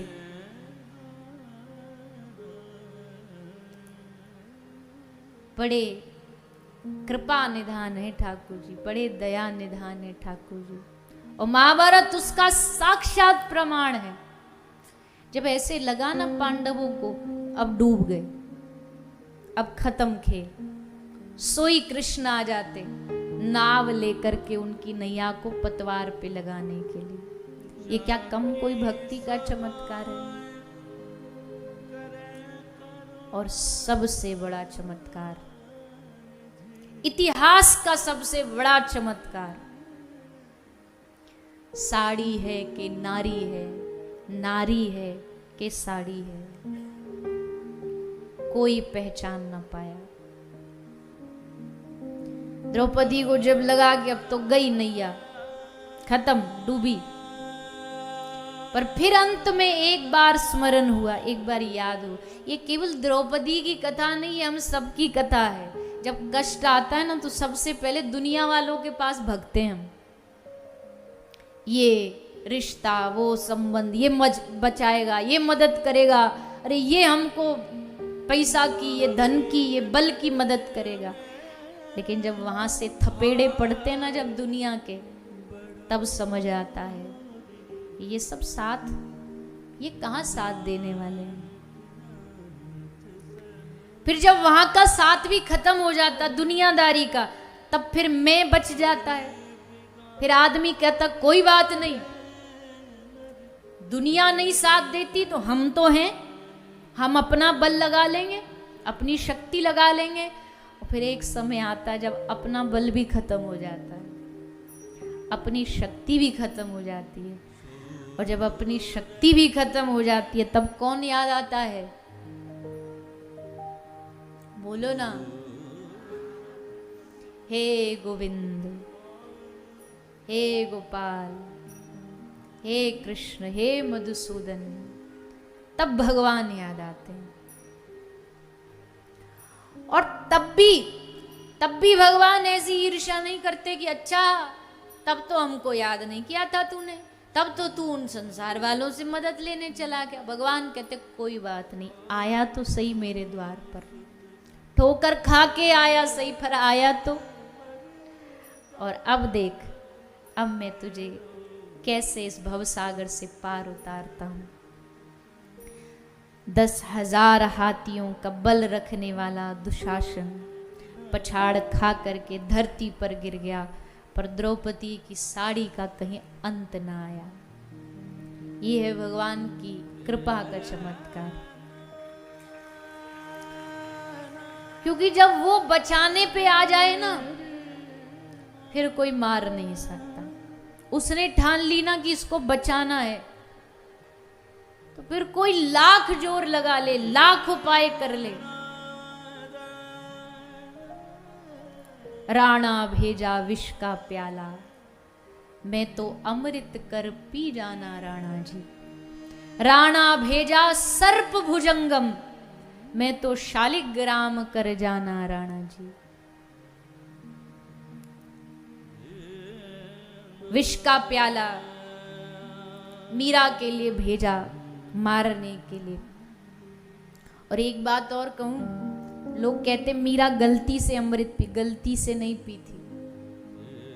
मीरा की एक सहेली थी ललिता, उस ललिता ने मीरा को पहले ही चेतावनी कर दी, मीरा जी ये अमृत, ये प्रसाद राणा के पास से आया है, मतलब बात में कुछ गड़बड़ है और हमको सूचना मिली है दूतों से, ये प्रसाद नहीं, ये जहर है, ये विष है, खबरदार जो इसको पिया तो। पर मीरा क्या कहती है? मीरा कहती है इस विष में राणा विष भेजता और तू बता देती कि ये जहर है तो शायद मैं न पीती। पर अब एक गलती हो गई, राणा ने ये कह के भेज दिया ये गिरधर का प्रसाद है, और अब ये गिरधर का प्रसाद अगर जहर भी है तो मैं इसको हंसते हंसते पी जाऊंगी, मरना तो है ही। सबके चेतावनी देने के बाद भी मीरा ने उस जहर को पिया, गिरधर का प्रसाद समझ के, और उस जहर ने, उस विष ने मीरा को अमृत का फल दिया।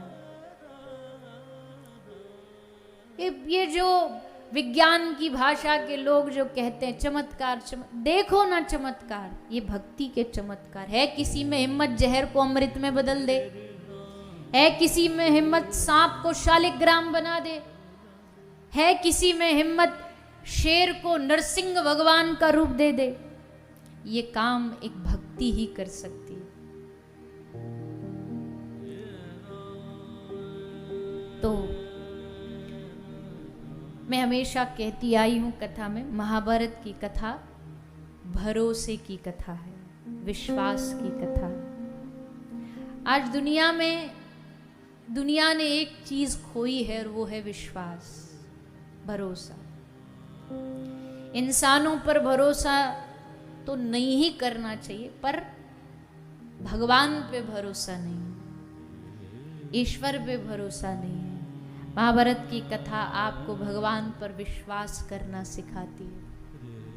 भागी भागी रोती रोती उत्तराई, पाहि पाहि महायोगिन देव देव जगतपते, नान्यम त्वदभयम पश्ये यत्र मृत्यु पराशपरम।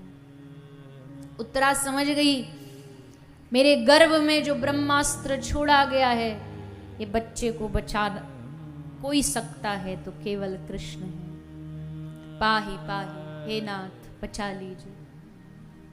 भगवान उत्तरा के गर्भ में गए, उत्तरा के बालक की रक्षा की, शरणागत की रक्षा की, और फिर भगवान चलने के लिए तैयार हो गए। रथ पर बैठे थे, जाते जाते श्री कृष्ण ने एक अंतिम मौका दिया पांडवों को कुछ मांगने का। बहुत प्यारा प्रसंग है भागवत जी का। भगवान ने सबसे एक एक बार अंत में पूछ लिया क्या चाहिए। सबने कहा, किसी ने भक्ति मांगी, किसी ने शक्ति मांगी, किसी ने भजन मांगा। भगवान कृष्ण ने देखा सब लोग सामने खड़े हैं, पर उस झुंड में, उस समूह में सबसे पीछे सर को झुकाए, सफेद बाल, झुकी हुई नजरें लिए खड़ी हैं भगवान की अपनी भुआ माता कुंती। भगवान ने कुंती से पूछा, माता तुम कुछ नहीं मांगोगी? सब पांडवों को मांगने का मौका मिला है, तुम भी कुछ कह दो। कुंती बुआ कहती है, ना ना ना प्रभु, पूरे युद्ध में मैंने तुमसे नहीं मांगा, तो अब जाते जाते क्यों मेरी इस भक्ति को नष्ट कराना चाहते हो? मैं चाहती तो युद्ध में मांग सकती थी, अधिकार था मेरा, तू मेरा बालक पुत्रवत समान है। भगवान ने कहा, बुआ जो बीत गया सो बीत गया, पर आज बता क्या चाहिए। आज मैं कृष्ण देने के कुछ भाव में हूं, खाली हाथ तो तुझे आज जाने नहीं दूंगा, कुछ तो मांगना पड़ेगा। और जब बार बार कृष्ण ने कहा तो कुंती बुआ ने स्तुति की, नमस्ये पुरुषम त्वाद्यम ईश्वरः प्रकृते परम अलक्षम सर्वभूतानाम अंतर्बहिर्वस्थितम। कुंती बुआ कहती है, मैं तुमको पहचान गई, पहचान गई, पहचान गई। भगवान बोलते, पहचान गई? या पहले नहीं पहचानती थी? मैं तुम्हारा भतीजा, तुम मेरी बुआ। कुंती हंसी, तुम ना किसी के बेटा हो, ना तुम किसी के बाप हो। मैं जान गई तुम ईश्वरः प्रकृते परम। ये सब रिश्ते नाते, ये सब तुम्हारा नाटक है, मैंने पहचान लिया है। और इसी रिश्ते से, इसी नाते से मैं तुमसे एक चीज मांगना चाहती हूँ। कृष्णाय वासुदेवाय देवकी नंदनाय च नंद गोप कुमाराय गोविंदाय नमो नमः। विपदः सन्तु न शश्वत् तत्र तत्र जगद्गुरो भवतो अदर्शनम यस्यात् अपुनर्भव दर्शनम। ब्रह्मा जी, शंकर जी, इंद्र जी, कुबेर जी, कामदेव जी सब कान लगा के बैठे थे कि बुआ पता नहीं आज क्या ही मांग बैठेगी। भगवान ने छूट दी थी ना, जो मांगना मांगो, तो कुछ बड़ा मांगेगी, कुछ अच्छा मांगेगी। सब अपनी अपनी गद्दी संभाल के बैठे। इंद्र सोच रहा है मेरा पद ना मांग ले, ब्रह्मा जी सोच रहे मेरी गद्दी ना मांग ले, पर कुंती बुआ ने क्या मांगा? विपदः सन्तु न शश्वत् तत्र तत्र जगद्गुरु। मांगने की इच्छा तो नहीं, पर प्रभु तुम इतना कह रहे हो एक चीज दे दो। दुनिया सुख मांगती है, पर ये बुआ आपके सामने खड़े होकर के दुख मांग रही है, विपत्तियां मांग रही है। भगवान कहते बुआ बावरी हो गई हो, दिमाग ठीक तो है आपका? कौन ऐसा पागल होगा पैदा दुनिया में जो दुख मांगे? दुख में कौन जीना चाहता है? बुआ कुंती कहती मैं जीना चाहती हूँ, पर दुख में मिलेगा क्या आपको? बुआ कुंती कहती है कृष्ण तुम नहीं जानते दुख में क्या मिलता है, एक जीव ही समझ सकता है। भगवान बोले हमें बता तो दो कम से कम, चलो हम भगवान हैं पर हमें पता तो रहना चाहिए, ऐसा दुख में क्या है जो तू दुख मांगती है? तो बुआ कुंती कहती है प्रभु कलेवर दुख का है, पर मैं दुख नहीं मांग रही, मैं आपकी याद मांग रही हूं, क्योंकि दुख में आपकी याद बहुत आती है, आपका स्मरण बहुत होता है। आपका स्मरण मांग रही हूं, आपकी याद मांग रही हूं, नाम है दुख का। भगवान कहते बुआ तुमको सुख अच्छा नहीं लगता? और वो भी वो व्यक्ति दुख मांग रहा है जिसने जीवन में कभी सुख देखा ही नहीं। कुंती का इतिहास पढ़ लो, बचपन से लेके ब्याह के आई तब तक और जब तक युद्ध चला कुंती को कभी जीवन में सुख नहीं मिला, कभी भी नहीं। और आज जब मौका था सुख मांगने का तो भी बुआ ने दुख मांगा। क्यों? कृष्ण पूछ रहे हैं ऐसा क्या है दुख में? तब कुंती कहती है देखो प्रभु जीवन में जब जब दुख था तुम हमारी शक्ति बन के खड़े थे, लेकिन युद्ध जीतते ही सुख आया और देखो तुम्हारा रथ तैयार है, बैठ के तुम जा रहे हो हमसे दूर। ऐसे सुख का क्या लाभ? ऐसे सुख को हम लेके करें क्या जो तुमको भुला दे? एक निवेदन क्या करो भगवान से, रोज रोज मांगा करो कि प्रभु कभी भी जीवन में इतना सुख मत दे देना कि मैं तुमको भूल जाऊं। सुख दो भी तो मति को बुद्धि को ऐसा रखना, क्योंकि सुख में बुद्धि बड़ी जल्दी फिसल जाती है, तब समझ नहीं आता ना। चारों ओर से सुख है, धन है, पैसा है, लोग हाँ जय जय जय जय कर रहे हैं, आगे पीछे लोग घूम रहे हैं, अब काहे का भगवान, कैसा ईश्वर। हे प्रभु कुछ भी हो जाए जीवन में, कितनी बड़ी उपलब्धि मिल जाए, सुख मिले, दुख मिले, फूल मिले, कांटे मिले, जो मिलना है मिले, पर बस आपकी याद बनी रहे। ये दुनिया का सबसे बड़ा सुख है। सुख ये नहीं कि बस बाहरी चीज बढ़ जाना, ये बाहरी चीज कुछ समय के लिए सुख देंगी, पर भगवान की याद हर पल सुख देगी। इसलिए बुआ कुंती ने आज दुख मांग करके इतिहास बना दिया। फिर भगवान वापस लौट करके पितामह के पास गए और पितामह ने भी बड़ी सुंदर स्तुति की भगवान की। कोई भगवान को फूल चढ़ाता है, कोई भगवान को फल चढ़ाता है। पितामह ने क्या चढ़ाया? इति मति रूप कल्पिता वितृष्णा भगवती शाश्वत पुंगवे विभुम्नि। प्रभु जाते जाते अब ये मति, ये बुद्धि मैं आपके चरणों में चढ़ा के जाना चाहता हूं। और बड़ी सुंदर स्तुति की पितामह ने। भगवान को देख करके खूब धन्यवाद करते हैं। एक समय आया था जब काल पितामह को लेने आया तो पितामह ने कहा खबरदार मुझे हाथ लगाया तो मैं उस दिन जाऊंगा जिस दिन कृष्ण मेरे सामने खड़े होंगे, क्योंकि कृष्ण ने वादा किया है, भगवान ने वादा किया है कि पितामह तुम्हारे अंतिम समय में मैं तुमको दर्शन देने आऊंगा। इसलिए आज भगवान वादा निभाते, अंतिम समय में पितामह को दर्शन देने आते हैं। और जीवन की धन्यता यही है कि जीवन के अंत समय में भगवान ना भी आए, लेकिन कम से कम उनका नाम हमें याद आ जाए।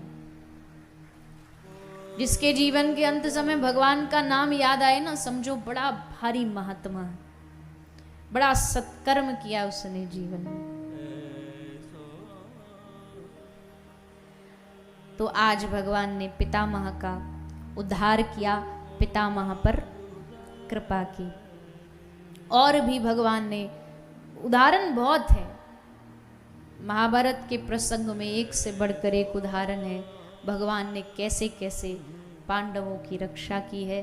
और जितने भी भगवान के भक्त हैं, सब पर भगवान अपनी दया हमेशा सर्वदा ऐसे ही बना करके रखते हैं। तो हम भी ठाकुर जी से प्रार्थना करें 2 मिनट के लिए कि हे प्रभु, जब आपने इन सब भक्तों को अपना बनाया है, इनकी इच्छा को पूरा किया है, तो प्रभु हम पर भी कृपा करना। और कृपा बस इतनी करना, गीता का सार कहते हैं ना कि हे नाथ मैं तुम्हें भूलूं नहीं। बस इतनी कृपा करना कि जैसे आपने इन भक्तों को अपनाया है, इन भक्तों पर कृपा की है, वैसे हम पर कृपा करें। तो जाए छिपे हो कहाँ हमारी बारी, जैसे प्रभु आपने गणिका गीत अजामिल सब पर कृपा की, हे प्रभु हम पर भी आपकी कृपा बनी रहे। हम में उतनी भक्ति आए कि हम इस योग्य बने कि आपको हमारी रक्षा करने आना पड़े। तो भगवान आए, पितामह का उद्धार किया, फिर प्रभु द्वारिका प्रस्थान करते हैं, अपनी लीला को विश्राम देते हैं। प्रभु के जाते कलयुग आरंभ हो गया और कली का राजा परीक्षित जी ने कली को दंड दिया है। कली को रहने के लिए 4 स्थान दिए, जुआ, शराब, परस्त्री गमन, वैश्यालय, हिंसा, इन सब जगह पर कलयुग का निवास है। और राजा परीक्षित जी की मति को कलयुग ने थोड़ा घुमा दिया और राजा परीक्षित को श्रृंगी ऋषि का श्राप लगा, 7वें दिन तक्षक के डसने से मृत्यु होगी। और तब सुखदेव जी की शरण में राजा आए, भागवत कथा श्रवण की, जिसको आप हम सब श्रवण कर रहे हैं। और आगे दूसरा स्कंद आरंभ होता है, जहाँ से सुखदेव जी ने कथा सुनाई है, तो उसका भी हम सभी श्रवण पान करेंगे। और कल की कथा सत्र में भी सुखदेव जी के द्वारा श्रवण कराई गई जो भागवत है, उसका श्रवण पान करेंगे। आज की कथा को विराम से पूर्व आइए सभी अंत में 2 मिनट सूचना और फिर हरिनाम संकीर्तन करते हुए हम कथा को विराम की ओर लेकर के जाएंगे। सबसे निवेदन है, कोई भी उठेगा नहीं, सब 5 मिनट और सही श्रवण करें और फिर कथा को विराम की ओर बढ़ाएं। श्री राधे। आइए आज द्वितीय दिवस की कथा को हम सभी विश्राम की ओर बढ़ाते हैं। कल पुनः उपस्थित होंगे और श्री सुखदेव जी के वाणी में कही गई श्रीमद् भागवत का हम सभी रसास्वादन करेंगे। सभी समय का ध्यान रखें, समय पर पधारे। आइए कीर्तन करते हुए आज की कथा को सभी विश्राम की ओर बढ़ाएंगे। अपने अपने स्थान पर खड़े होकर के भाव से सभी गाते हुए आनंद लेते।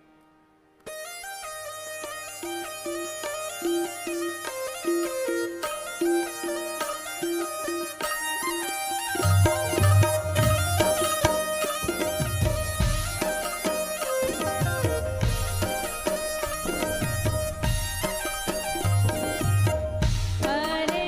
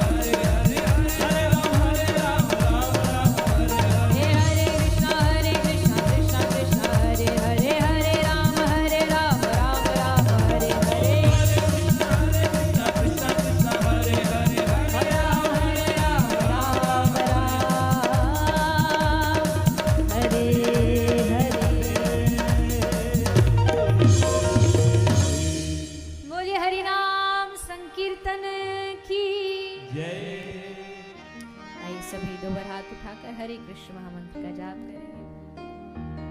हरे कृष्णा हरे कृष्णा कृष्णा कृष्णा हरे हरे हरे राम हरे राम राम राम हरे हरे हरे कृष्णा हरे कृष्णा कृष्णा कृष्णा हरे हरे हरे राम हरे राम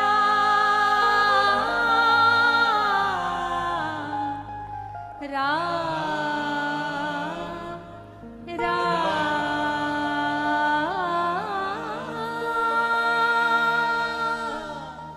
हरे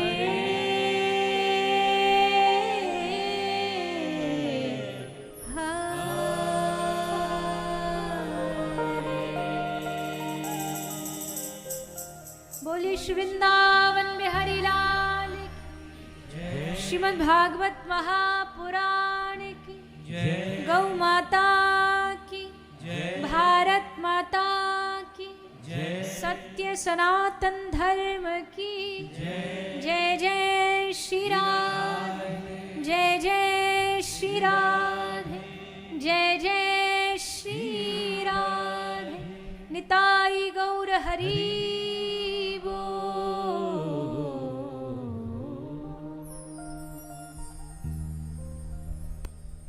हम सभी ने द्वितीय दिवस की पावन कथा का रसास्वादन किया। हम सभी आरती की ओर बढ़ेंगे। पूज्य महाराज श्री पूज्य माताजी मंच पर पधारें।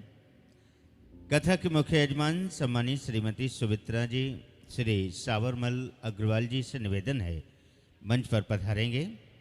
दैनिक यजमान के रूप में श्री अंजनी कुमार जी कंदोई साहब से निवेदन है मंच पर आएँ। साथ ही हमारे अतिथि जनों में एडवोकेट्स श्री रवि जी व्यास साहब, मीरा भयंदर 145 विधानसभा चुनाव प्रमुख हमारे बीच हैं। उनसे निवेदन है कृपया मंच पर पधारेंगे। आदरणीय श्री मोंटू जी अग्रवाल साहब से निवेदन है मंच पर आएँ। आदरणीय मदन लाल जी भूतरा साहब, आदरणीय राम अवतार जी भूतरा साहब से निवेदन है वो भी मंच पर पधारें। पूज्य देवी जी से आशीर्वाद ग्रहण करें और आरती में सम्मिलित हों। आदरणीय नटवर जी डागा साहब से भी निवेदन है मंच पर आएं। व्यासपीठ से आशीर्वाद ग्रहण करते हुए आरती में सम्मिलित होंगे। आप सभी अपने मन व हृदय में विराजे बांके बिहारी लाल जी का सभी ध्यान सुमरन करें और ताली सेवा करते हुए आरती का आनंद लें। एक बार सभी लोग दोनों हाथ उठा के जोरदार जयकारे के साथ बोलिए वृंदावन बिहारी लाल की, श्री राधा रानी सरकार की, श्रीमद् भागवत महापुराण की। जय श्री कृष्ण, जय गौ माता। ओम ज्वालामालिन्ये नमः रत्नेश्वर्यै नमः सर्वोपचारार्धगन्धक्षतपुष्पाणि समर्पयामि। ओम चंद्रमा मनसो जातचक्षुः सूर्यो अजायता श्रोत्राद्वायुश्च प्राणस्य मुखा दग्निराजायता।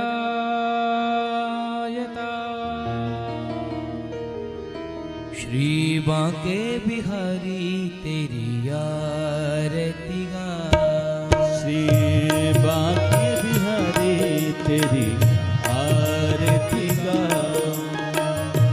बांके बिहारी तेरी आरती गा, बांके बिहारी तेरी आरती गा।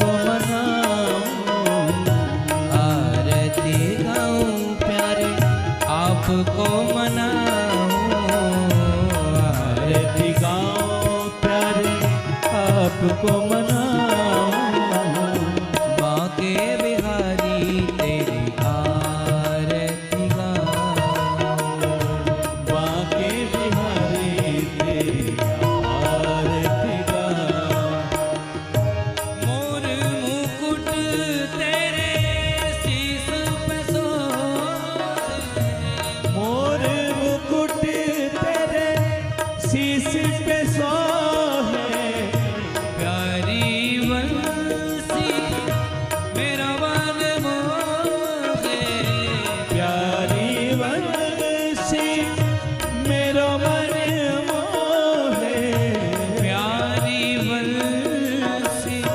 मेरा मन मोहे, प्यारी वंशी मेरो मन मोहे, देख छवि बलिहारी में जाऊं, बांके बिहारी तेरी आरती गाऊं, चरणों से निकली है गंगा प्यारी, चरणों से निकली है गंगा प्यारी, जिसने सारी दुनिया तारी, जिसने सारी दुनिया तारी, जिसने सारी दुनिया तारी, जिसने सारी दुनिया तारी, उन चरणों में शीस नवाऊं, बांके बिहारी तेरी आरती गाऊं, प्यास दास झुके नाते आप हो, प्यास दास झुके नाथ आप हो, सुख दुख जीवन प्यारे साथ आप हो, सुख दुख जीवन प्यारे साथ आप हो, सुख दुख जीवन प्यारे साथ आप हो, सुख दुख जीवन प्यारे साथ आप हो, श्री चरणों में बलिहारी में जाऊं, बांके बिहारी तेरी आरती गाऊं, श्री हरिदास जू के प्यारे तू हो,